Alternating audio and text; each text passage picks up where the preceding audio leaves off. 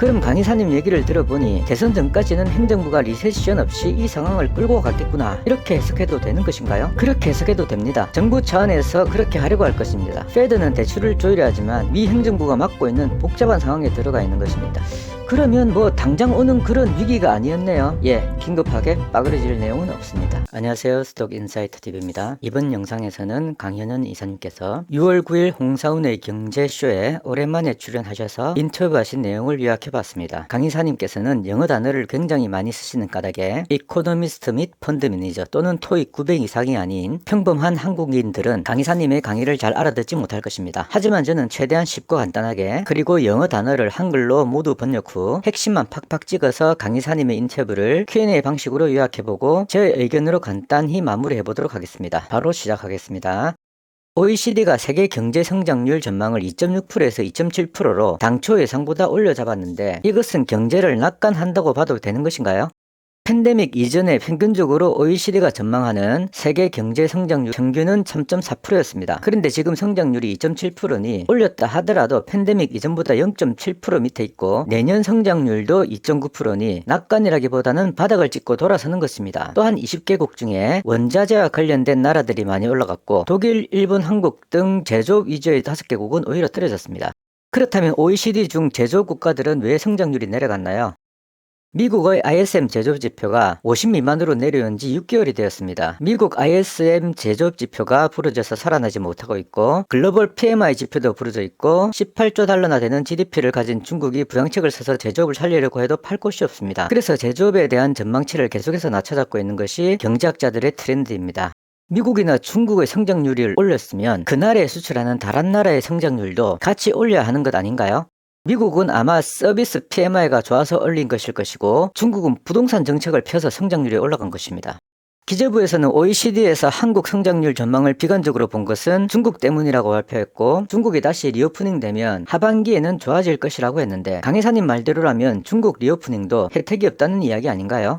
그렇습니다. 중국은 이미 13나노, 12나노 등 웬만한 폰과 컴퓨터에 들어가는 반도체는 다 만들고 LNG선이나 크루즈선까지 만듭니다. 따라서 중국이 리오프닝 한다 해서 급격한 수출 증가는 기대하기 힘듭니다. 단지 서비스업 쪽에서 중국 여행객들이 채워지는 B2C 부분에서 좋아질 것은 같습니다. 하지만 B2B 쪽에서는 당분간은 조금 어려울 것 같습니다. 오늘 발표된 경상수지는 적자로 돌아섰고 무역수지는 약하긴 하지만 흑자가 났습니다. 이것은 긍정적으로 봐야 되는 신호인가요? 어쨌든 플러스가 나는 것은 긍정적이긴 합니다.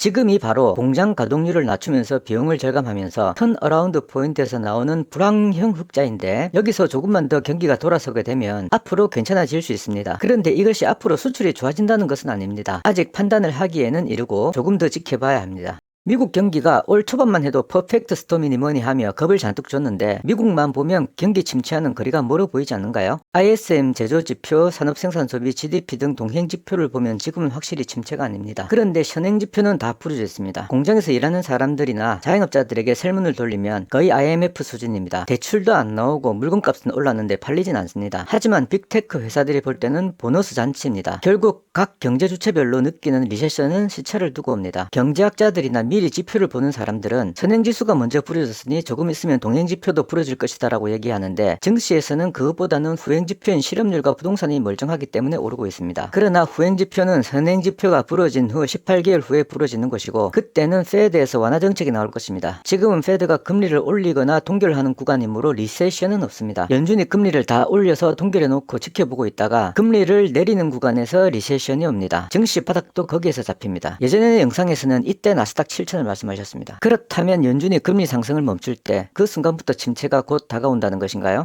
연준이 금리 상승을 멈춘다고 하는 것은 의사가 수술하고 주사 놓고 지켜보는 과정입니다. 정책을 했으면 그 사람들은 아주 얇게 거품을 걷어내고 싶어 하는 것이지 경기를 죽이고 싶어 하지는 않습니다. 그런데 너무 세게 금리를 올려놓으면 경기는 부러지게 되어 있습니다. 지금까지 8번을 그렇게 했습니다. 연준에서 봤을 때는 연속 실업수당 청구 건수가 아직은 괜찮습니다. 하지만 지금 ISM 제조업 지표나 서비스업 지표 안에 인플레를 자극할 만한 가장 중요한 임금 관련 부분이 52 이하로 떨어졌기 때문에 조만간 임금은 오르지 않으면 늘어나면서 실업자는 늘어날 것입니다. 연준 입장에서 연속 실업수당 청구가 늘어나서 실업률이 늘어나면 경기가 의도치 않게 나빠지는 것이니 금리를 동결할 수밖에 없습니다. 따라서 강 이사님 생각에는 6월 금리 동결이 맞다고 하십니다. 그리고 이번에는 2007년과 달리 동결 기간이 짧을 가능성도 상당히 높습니다. 지금은 주식이 부러져야 하는데 빅테크만 올려놓고 버티는 왜곡된 시장입니다. ISM 제조업 지표가 50 미만인데 금리를 인하하지 않은 경우는 40년 만에 지금이 처음입니다.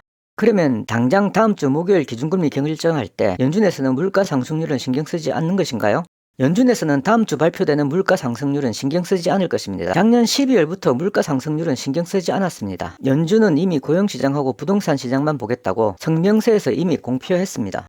그럼 우리는 이제 물가는 더 이상 볼 필요가 없는 것인가요? 볼 필요 없습니다. 물가는 서서히 낮아지고 연말로 가면서 안정화될 것이라고 보고 있습니다. 미국의 주식시장은 굉장히 좋다는 것이 향후 경기를 선반영하고 있다는 것이라면 경기 침체는커녕 경기가 더 화랑이라는 말 아닌가요? 요즘의 화랑은 빅테크 몇 개의 기업에 편중되어 있는 것이고 펀더멘탈 개선이 아닌 선물 옵션 시장에서 베팅한 수급이 끌어올린 것입니다. 빅테크로 편중된 비중이 거의 닷컴 버블 수준입니다. 지금 빅테크를 늦은 랠리에 비싼 가격으로 들어갈 필요는 없습니다. 연속 2분기 마이너스 성장이 경기 침체라면 미국은 이미 경기 침체에 들어갔는데 강 이사님 말대로라면 노동시장이 죽지 않으니 경기 침체가 아닌 것으로 들립니다. 지금은 성장 없이 고용만 좋은 상태인데 아무리 고용이 후행지표라 하더라도 2분기 연속 마이너스 성장이라면 경기 침체가 나타나야 되는 것 아닌가요? 아무리 고용 침체가 후행이라도 후행이 5년이나 10년 뒤에 나타나는 것은 아니지 않습니까? 선행지표와 후행지표의 차이는 1년 반 정도입니다. 지난번 파월의 성명서를 보면 연준은 이미 할 정책을 다 동원했습니다. 3개월, 18개월 금리가 역전되었으면 정책은 다 끝난 것입니다. 3개월, 18개월 채권 금리 역전 현상이 일어나면 은행이 대출을 줄이고 대출이 안 되면 공장도 안 되고 소비도 안 되니 경기 침체가 와서 인플레가 잡혀야 하는 것이 맞습니다. 그런데 아직 경기가 괜찮은 이유는 은행에서 대출을 줄이지 않기 때문입니다. 2024년 11월 미국 대선이 있으니 페드가 은행들에게 대출을 줄이라고 할 수도 없습니다. 지금은 사실 후행지표가 언제 부러질지 잘 모르겠습니다. 여튼 아직은 리세션이 아닙니다. 다만 선행지표가 리세션을 말해주고 있을 뿐입니다. 그럼 강 이사님 얘기를 들어보니 대선 전까지는 행정부가 리세션 없이 이 상황을 끌고 갔겠구나 이렇게 해석해도 되는 것인가요? 그렇게 해석해도 됩니다. 정부 차원에서 그렇게 하려고 할 것입니다. 페드는 대출을 조율해야 하지만 미 행정부가 맡고 있는 복잡한 상황에 들어가 있는 것입니다. 얼마 전 미국 중소은행들 위기가 불거졌었고 상업용 부동산 부실대출 문제가 터진다고 했는데 지금은 쏙 들어갔습니다. 왜 그런 것입니까? 문제가 없어질 수는 없습니다. 은행들은 단지 평가 손실이기 때문에 버티고 있는 중입니다. 펀드들은 이미 환매를 중단했다고 선언했습니다. 채권금리 변동에 의해 은행 시스템이 붕괴되려고 할 때 금융당국의 대응 매뉴얼은 이미 100년 전부터 마련되어 있습니다. 담보 부족으로 인한 신용위험 역시 담보를 1순위로 잡고 있는 은행들은 괜찮습니다. 하지만 신용위험은 2순위 담보를 잡고 있는 증권사 투자자산사들 에게 발생할 것입니다. 하지만 이들의 뱅크론도 당장이 아닌 연말쯤 이자를 내야 할 때 문제가 될 가능성이 클 것입니다. 그러면 뭐 당장 오는 그런 위기가 아니었네요. 예, 긴급하게 빠그러질 내용은 없습니다. 여기까지가 홍사원의 경제쇼에서 강 이사님이 경기 침체에 대해 말씀하신 핵심입니다. 이번 KBS 홍사원의 경제쇼에서는 강 이사님께서는 주가가 대폭락을 할 것이라거나 나스닥이 7천 갈 것 이런 자극적인 말씀은 없으셨습니다. 매우 바람직하고 고무적인 변화라고 생각됩니다. 주식시장이 선행지표나 후행지표 그리고 과거 역사를 바탕으로 주가를 예측할 수 있는 예측 가능한 시장이었다면 주식시장은 결코 현재의 모습이 아닐 것입니다. 주식은 지표만으로 예측 불가능한 시장이라는 것은 역사적으로 주식세계의 위대한 구루들이 고백해온 사실입니다. 심지어 시골의사 박경철님은 주식의 기술적 분석은 아무리 공부해도 수익률 높이는 데 전혀 도움이 되지 않고 공부를 하나하나 주식 투자로 돈 벌 확률은 49%이니 주식 투자 절대 하지 마라고 말씀하시며 1년간의 긴 차트 강의 TV 방송을 마무리 지었습니다. 주식시장의 방향에 대한 예측은 맞을 수도 틀릴 수도 있습니다. 하지만 일부 전문가들은 강한 어조와 확신에 찬 말투 그리고 현란한 영어 단어를 구사하며 방향을 확신한 탓에 만약 그것이 틀려버리게 되면 그 말을 곧이곧대로 믿고 한 방향에 몰빵해버린 초보 개인 투자자들에게 많은 손해를 끼치게 됩니다. 강 이사님이 이번 방송에서 하락에 대한 뷰는 변함이 없었지만 그 시기는 이사님도 잘 모르겠다라고 확신하지 않으시므로 여지를 남겨주신 것은 주식에 막 입문하는 주린이 개인 투자자들을 위해서는 아주 긍정적인 변화라고 저는 생각합니다.